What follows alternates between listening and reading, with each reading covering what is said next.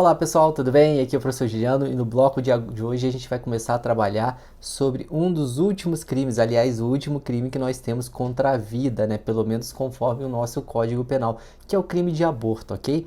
E antes de tratar sobre o crime de aborto, eu queria falar um pouquinho de uma parte que a gente estuda no direito penal, parte geral, para você conseguir entender melhor no que nós vamos tratar aqui. Por quê? Quando eu falo em aborto, eu vou ter três tipos penais diferentes, ok? E os tipos penais vão se dividir da seguinte forma. Um tipo penal vai ser relacionado à gestante, né? Aquela mulher que vai interromper a gravidez, vai interromper a gestação, e os outros dois tipos penais vão estar relacionados ao terceiro que pratica o aborto na gestante. Sendo que os dois outros tipos penais estão relacionados ao quê? A se houve ou não consentimento da gestante. Então, peraí, eu quero que você saiba que o aborto vai ser tratado em três tipos penais diferentes, um relacionado especificamente à gestante e os outros dois relacionados a terceiros que auxiliam ou realizam, né, o procedimento de aborto na gestante. Um caso quando ela autoriza e o outro quando ela não autoriza. Então a gente já sabe que um desses casos a pena vai ser mais grave, ok? Por que eu estou falando isso? Porque antes de começar qualquer tema, eu gosto muito que você entenda o que a gente está falando e entenda do que se trata o tema para poder então a gente conseguir familiarizar melhor, para você não ter que decorar quase nada. E o que eu quero falar sobre isso então nesse início? Eu queria falar um pouquinho do que a gente estuda no direito penal parte geral, que é chamada teoria monista. Quando eu falo em algo assim mono, eu quero dizer o quê? Uma. Então a regra no direito penal é a utilização da teoria monista para o concurso de pessoas. De novo, no direito penal brasileiro, a regra é que utilize a chamada teoria monista para o concurso de pessoas. E o que diabos quer dizer isso? Concurso de pessoas é uma matéria que a gente vai estudar na parte geral e que diz o seguinte: está relacionado a pessoas que se juntam, né, para a prática do crime. Então, por exemplo, se eu vou praticar um assalto, eu pratico o assalto junto com um colega, com você e mais uma pessoa. Nós estamos agindo em concurso de pessoas. Vou deixar esse tema mais específico para a aula de direito penal parte geral. Mas o que eu quero que você enxergue aqui é que, por ser a regra, a teoria monista, via de regra, pessoas que estão relacionadas ao mesmo contexto criminoso vão responder pelo mesmo tipo penal. De novo, então, pela teoria monista, pessoas que estão relacionadas ao mesmo contexto criminoso vão responder pelo mesmo tipo penal. Professor, não consegui entender. Então vamos supor que você esteja aqui assistindo minha aula. Eu e você vamos praticar um assalto, que nós vamos assaltar um banco. Você vai ser o piloto de fuga e eu vou efetivamente entrar com a arma de fogo no banco para poder tirar o dinheiro. Neste caso, eu responderei pelo roubo, né, majorado com arma de fogo, e você que estava dirigindo vai responder por que crime? Você também responderá, neste caso, pelo crime de roubo majorado. Mas aí você vai pensar o seguinte: professor, mas eu era um motorista, você que assaltou. Mas na realidade, pela teoria monista, por nós dois estarmos no mesmo contexto criminoso, nós dois responderemos pelo mesmo tipo penal: roubo majorado com arma de fogo. Isso daí é bastante claro para você, não é? Só que essa teoria monista, ela admite exceção pluralista. Então, alguns tipos penais, inclusive no Código Penal, inclusive o crime de aborto, ele é uma exceção a essa teoria monista. Por quê? Porque neste caso, no mesmo contexto criminoso, dois agentes responderão por crimes diferentes. Então é o caso do aborto, porque a gestante responderá por um tipo penal e quem pratica o aborto nela, se ela não fizer o autoaborto, será responsabilizado por um outro tipo penal. E é isso que eu quero que você enxergue agora, e é uma das perguntas mais frequentes em prova quando se pede aborto, e ele quer ser um pouco mais exigente com você. Entendeu isso daqui? Então, já que você entendeu, eu gostaria nesse momento que você desse uma lida comigo rapidamente no Código Penal, né? E eu trouxe aqui para você dar uma olhadinha na redação. Então, o que nós temos aqui? Artigo 124. Provocar aborto em si mesma ou consentir que outro lhe provoque. Detenção de 1 a 3 anos. Então, a gestante, então, no caso, que pratica o aborto em si mesma ou autoriza que terceiros o façam, tem a pena de detenção de 1 a 3 anos. É o primeiro tipo penal que eu tinha mencionado para você. Por outro lado, quando eu tenho a figura do terceiro que provoca o aborto, nós teremos o artigo 125 e o artigo 126. E olha a redação que nós temos então. Provocar aborto sem o consentimento da gestante. Olha lá, neste caso o aborto não é autorizado pela gestante. Pena de reclusão de 3 a 10 anos. A pena é muito maior do que sofre a gestante, né? E artigo 126, provocar o aborto com consentimento da gestante, pena de reclusão de 1 a 4 anos. Parágrafo único. Aplica-se a pena do artigo anterior se a gestante não é maior de 14 anos ou é alienada ou débil mental, ou se o consentimento é obtido mediante fraude, grave ameaça ou violência. Então, no parágrafo único do artigo 26, eu jogo o crime, né, do terceiro para o artigo 125. Quando a vítima for menor de 14 anos ou de qualquer forma ela não puder ter o discernimento completo. A ideia é mais ou menos essa, né? Ou quando for mediante fraude, grave ameaça ou violência. Então, o que eu tenho aqui em relação ao crime de aborto é exatamente isso que eu gostaria de chamar a atenção. Que eu tenho 3 tipos penais diferentes. Um direcionado à própria gestante, quando ela consente a prática do aborto, a pena de 1 a 3 anos e pena de detenção, um crime menos graves, e nós temos 2 outras figuras, que é o artigo 125 e o artigo 126, sendo que a 125 é quando o terceiro pratica o aborto sem autorização da gestante, pena que vai até 10 anos. Quando a gestante autoriza, a pena vai até a 4 anos. O que é importante lembrar, então, portanto, que é uma exceção à chamada teoria monista.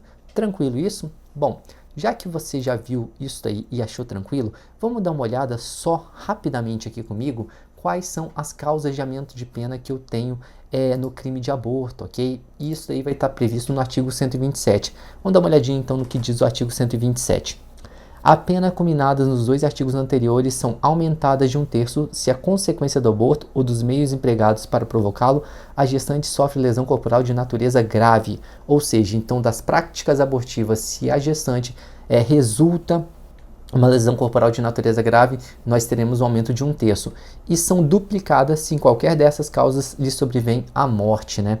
A gente bem sabe, trazer aqui de volta para mim rapidamente, que na prática do aborto, infelizmente, né, por ser, não digo em relação a ser ou não permitido, mas infelizmente a realidade brasileira é de não se permitir, e essas gestantes elas procuram clínicas clandestinas, e não raras vezes a gente vê histórias, né, de mulheres, de gestantes que vão fazer esse procedimento cirúrgico, né, abortivo, e acabam falecendo. Neste caso, a pena será duplicado, e eu gostaria que você lembrasse. No caso de causar lesão corporal de natureza grave, nós teremos um aumento de pena de 1/3. Tranquilo?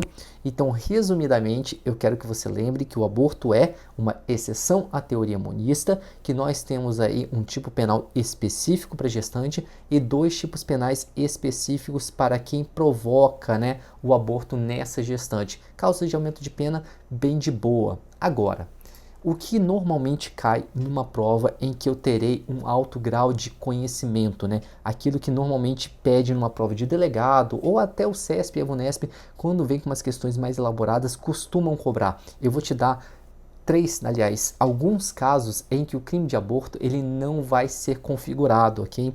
Então, a própria lei, o próprio Código Penal me traz 2 hipóteses em que a prática do aborto, né, da interrupção, vamos mudar o nome que senão fica errado, a prática da interrupção da gestação não configura o crime de aborto. Então, de novo, há no Código Penal 2 hipóteses em que a gestante pode interromper a gestação, ok? Sem que isso configure o crime de aborto. E isso daí também se estende para quem pratica, né, a conduta, né, na gestante de interrupção de gravidez. E o que nós temos então? Vamos dar uma olhada que isso está previsto no artigo 128. E isso, eu te garanto, tem alta incidência em prova, altíssima incidência em prova. Eu te diria que sobre esse tema, eu fiz bastante questões para preparar para você, é a que eu considero a que tem maior incidência. São as causas de exclusão de ilicitude. De novo, o que está na lei são 2 hipóteses de exclusão da ilicitude, ou seja, o fato continua sendo típico, mas não é considerado antijurídico. Ah, professor, eu não entendo muito bem o que é exclusão de ilicitude, então eu vou pedir a gentileza que você vá na aula de Direito Penal, parte geral, que vai estar lá tudo explicadinho para você entender dentro da teoria do crime o que é exclusão da ilicitude. Mas eu gostaria que você guardasse nesse momento em que as 2 hipóteses legais são causas de exclusão de ilicitude. E quais são elas então, professor? Fala logo então quais são elas. Vamos dar uma lida então no que diz o artigo 128. Não se pune o aborto praticado por médico, ou seja, quando o médico pratica o aborto, tá? Eu queria só depois fazer uma observação em relação a isso. Se não há outro meio de salvar a vida da gestante, se a gravidez resulta de estupro e o aborto é precedido de consentimento da gestante ou quando incapaz de seu representante legal. Então, de novo, aqui eu tenho o que eu chamo, né, de exclusão da ilicitude para 2 hipóteses de interrupção de gestação, que é o chamado aborto necessário e o aborto humanitário. Você viu que está um nome diferente embaixo, então você pode puxar uma seta. Na realidade, no seu material está escrito como aborto humanitário, isso daí é bastante importante. Vamos lá entender cada uma dessas hipóteses. A gente sabe que o Brasil ele não permite, né, a interrupção da gravidez, então o aborto no Brasil é crime. Agora, vamos olhar numa situação em que a gravidez é de altíssimo risco, a mulher tem uma complicação e na situação que é levada, eu tenho ali que a interrupção da gestação seja a única forma de salvar a vida da gestante. Então, para e pensa, a ideia é bastante simples, né? Se a gestante vai morrer e o filho também vai, né, por consequência, né, o feto vai também perecer com a mãe, nada mais lógico do que interromper a gestação para salvar a vida da mãe. Isso daí é chamado de aborto necessário e é fácil da gente conseguir assimilar isso pela lógica, não é? Sem problema nenhum. Agora, no inciso 2, a gente tem uma figura diferente, que é o quê? Que é o aborto humanitário. E quando ocorre esse aborto humanitário? Ocorre o seguinte, pensa numa situação em que uma vítima de estupro acaba engravidando do estuprador. Pare e pensa a situação que ela passa, né?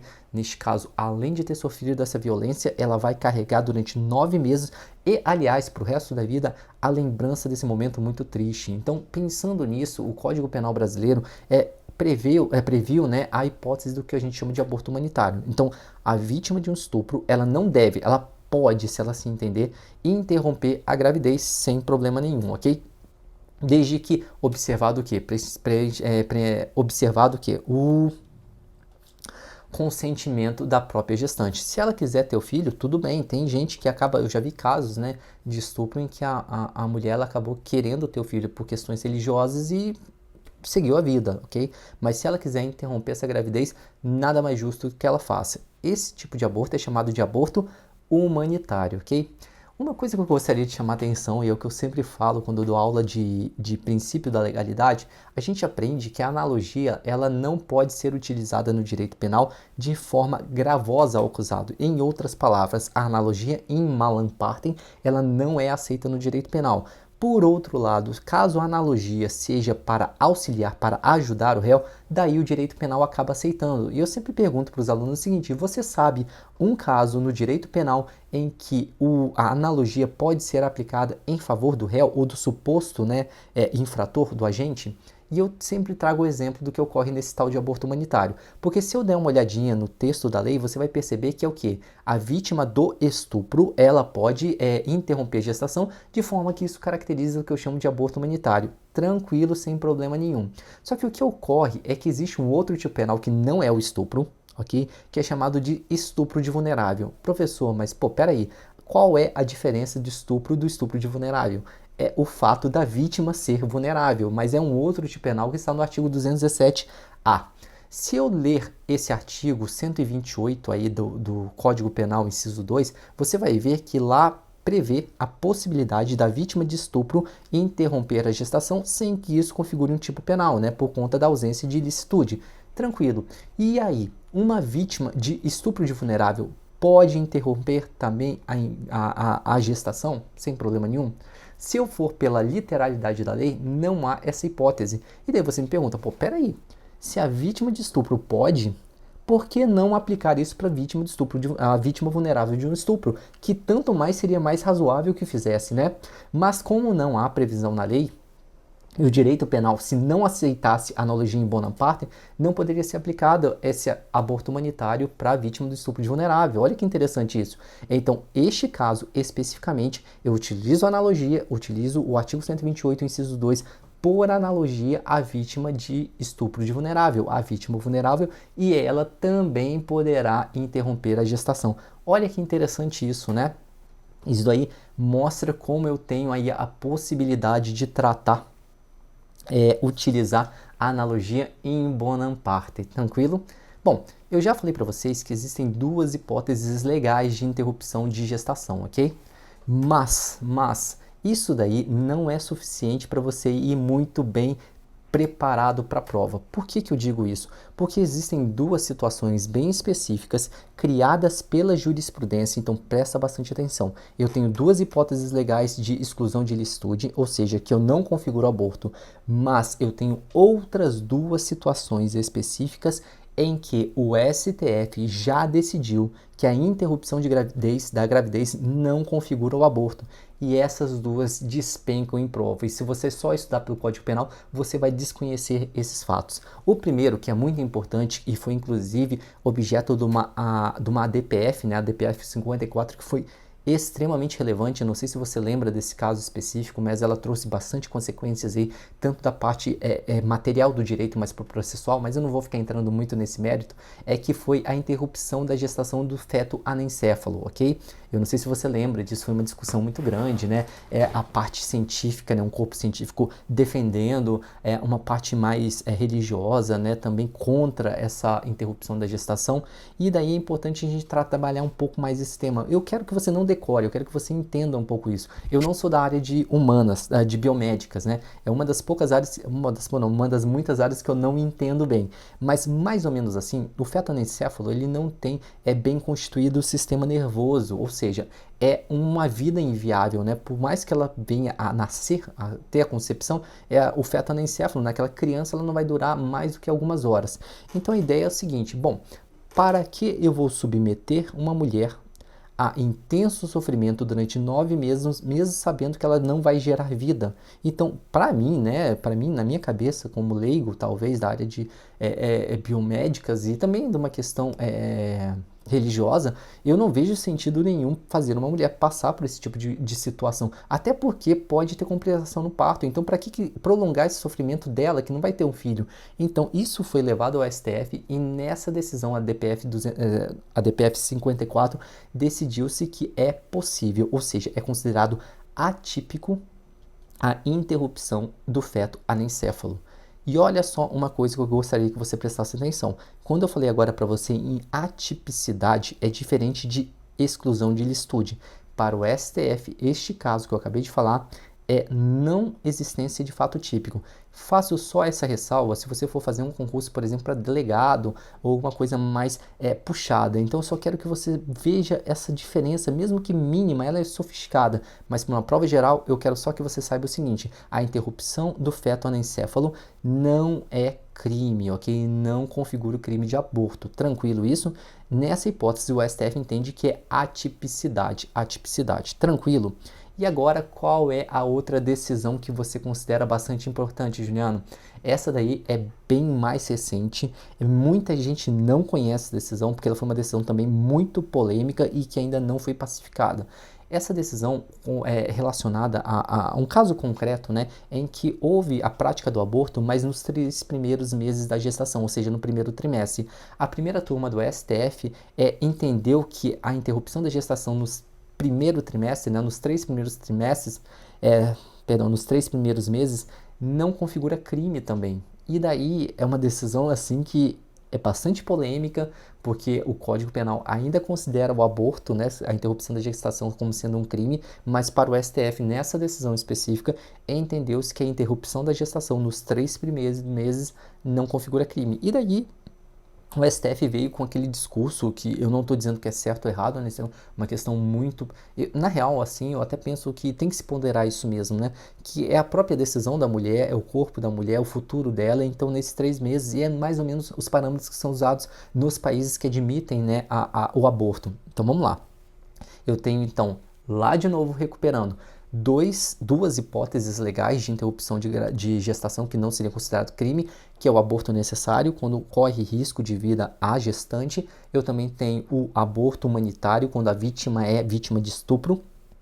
Tenho aí também 2 construções jurisprudenciais. Quais são elas? A primeira construção que eu tenho é o quê? Interrupção do feto anencéfalo. Esse daí é uma decisão muito famosa e todo mundo deve conhecê-la. E nós temos uma mais recente que trata da interrupção da gestação nos 3 primeiros meses, ou no primeiro trimestre, que não seria considerado crime, ok?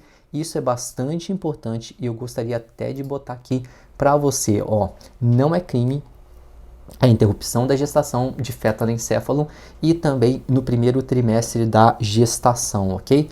Isso daí é uma decisão do STF. Bacana, então. Com isso, a gente encerra o tema do aborto, tranquilo? E a gente agora vai seguir adiante para o próximo tipo penal, que já não faz parte mais dos crimes contra a vida. A gente ainda está nos crimes contra a pessoa, mas agora a gente vai tratar especificamente das chamadas lesões corporais. Um tema muito relevante para a sua prova, tá?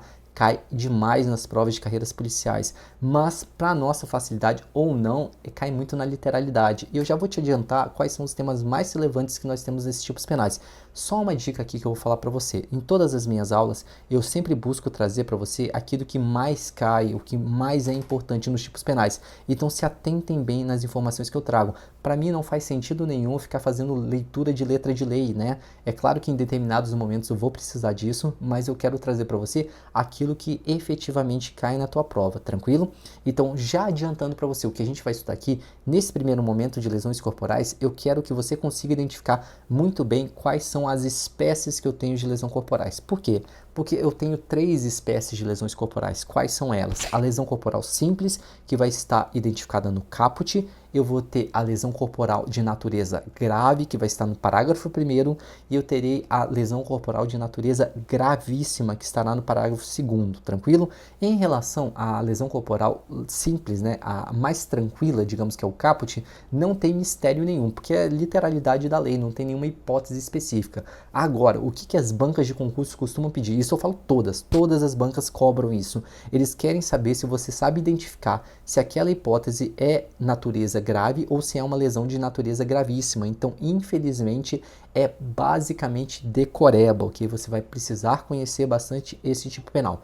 Ah, professor, mas o que eu faço? Eu tenho que decorar bastante coisa. A minha dica e o que eu sempre faço, eu já não faço mais isso de tanto que eu dou essa aula, mas eu dava uma lida nesse artigo 129 um pouco antes da prova, ok? Para poder identificar essas hipóteses específicas. É claro que aqui durante a aula eu vou querer dar para você alguns métodos mnemônicos que eu utilizava. Lembrando que a grave é menos grave que gravíssima. Então tem hipóteses que são muito similares, em que eu teria uma coisa mais grave e outra coisa uma coisa grave e outra coisa mais grave. Então, via de regra, essa coisa mais grave será gravíssima, ao passo que a grave será grave. Ah, professor, não entendi o que você quis dizer. Por exemplo, se eu causo lesão corporal numa grávida e ela vem a ter uma aceleração de parto, eu terei uma lesão corporal de natureza grave. Agora, se na mesma situação eu causo lesão corporal numa grávida, né, numa gestante, e ela vem a ter um aborto, que é mais grave do que a aceleração de parto, o aborto configurará uma lesão corporal de natureza gravíssima. Então são os métodos que eu mesmo utilizava para poder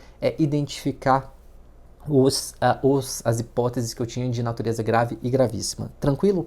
Já que a gente trabalhou isso, já falei um pouquinho com vocês, eu quero dar uma olhada então no que nós temos na leitura da lei. Eu vou trazer as hipóteses e vou fazer alguns esclarecimentos relacionados a cada uma delas para você entender o que tem de importante ou não tem. Lembrando que o que eu tenho mais de relevância é saber identificar as hipóteses de natureza grave e as hipóteses de natureza gravíssima. Tranquilo? Vamos lá então à leitura da lei então. Bom, o artigo 129 caput, ofender a integridade corporal ou a saúde de outrem, pena de detenção de 3 meses a 1 ano. Percebam aí que eu não tenho nenhuma hipótese, né? E daí a lesão corporal mais simples que temos. Então, se eu agredi uma pessoa, né, e causei nela ofensa à integridade corporal, eu tenho aí uma lesão corporal de natureza simples, digamos assim, que é o caput. Agora, vamos dar uma olhada rapidamente que nós temos no parágrafo 1º e quais são essas hipóteses. Eu vou ler elas rapidamente e depois eu vou traçar, né, os detalhes de cada uma delas. Primeira, se resulta incapacidade para as ocupações habituais por mais de 30 dias. Inciso 2, perigo de vida. 3, debilidade permanente do membro, sentido ou função. 4, aceleração do parto, pena de reclusão de 1 a 5 anos, tranquilo? Então vamos começar a trabalhar em cima do inciso 1. E na literalidade que nós temos aí é o quê? Incapacidade para as ocupações habituais por mais de 30 dias. Eu quero reler esse tipo penal para você. Esse tipo penal não, essa hipótese do inciso 1.